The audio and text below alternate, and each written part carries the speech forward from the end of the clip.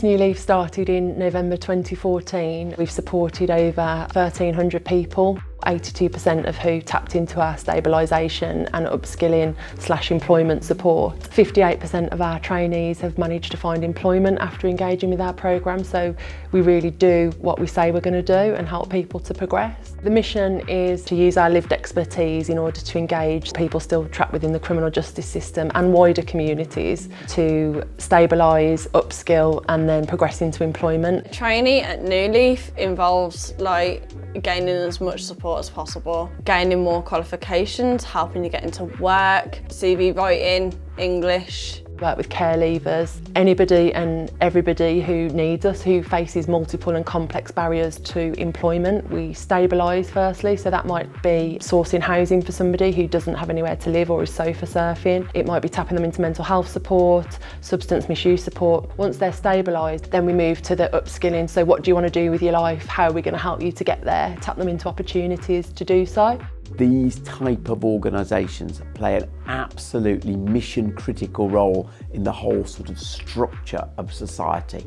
And sometimes we don't actually think that some of those pieces that we most value are social enterprises. So it does lead you to think, of course, about what has got to happen to make sure that they are funded and secured for the long term. New Leaf has taken on social investment as an addition to the grant funding and the contractual money that we currently create. And we did that because we wanted to develop as an organisation, and typically the third sector and charities or CICs like ours struggle to grow and develop. We tend to outgrow ourselves before we get the money in. If I could have any influence over government, I would be saying the decision that was taken to put dormant assets into different funding streams has actually proven to be incredibly wise.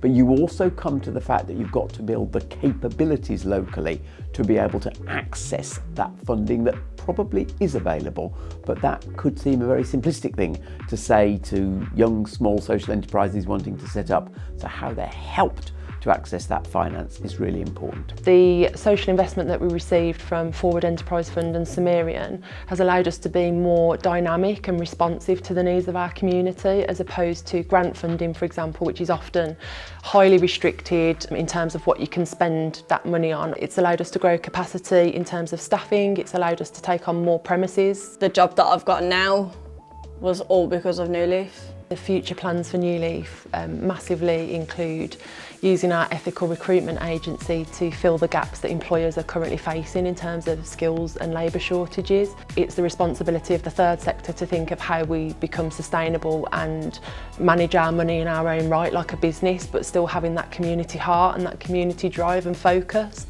So that is what social investment will enable us to do, just become self-sustaining and independent. So my message to government is, I know they're considering another injection of dormant assets into these social enterprise fundings, would be please do it. Look, the returns in every sense, both the financial returns, but most importantly, the returns for society are clearly dramatic. I would say that New Leaf has changed my life, for the better. They create a real talent pool of potential labour for the workforce, which currently struggling to fill the jobs that are available. So employers thankfully are coming to us to do that now with our talent pool, and we're excited to provide that to them, that service.